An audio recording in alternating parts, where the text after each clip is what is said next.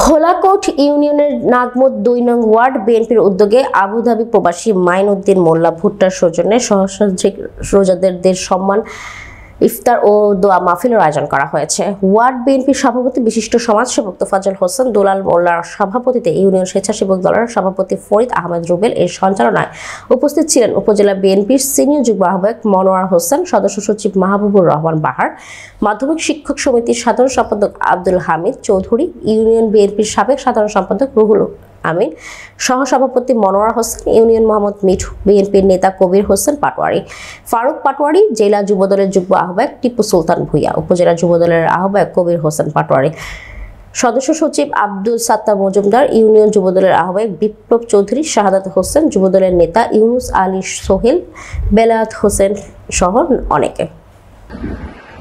বিগত 16টি বছর আওয়ামী লীগ ফ্যাসিবাদী সরকার আমাদের বাপ যুদ্ধ করে রেখেছে।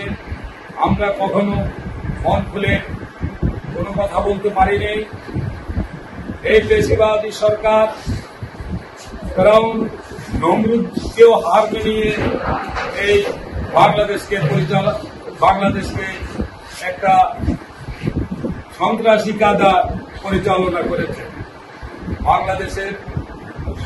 বাংলাদেশের কোষাগার থেকে পাবলিকের হাজার হাজার বিলিয়ন ডলার নিয়ে তারা 350 জন এমপিকে নিয়ে তারা ভারতে গা টাকা দিয়েছে।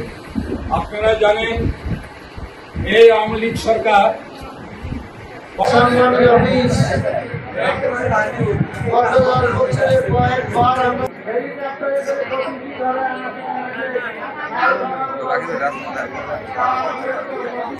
থাকবেন। আমরা তাদেরকে আহ্বান জানাচ্ছি, ঐক্যের কোনো বিকল্প নাই।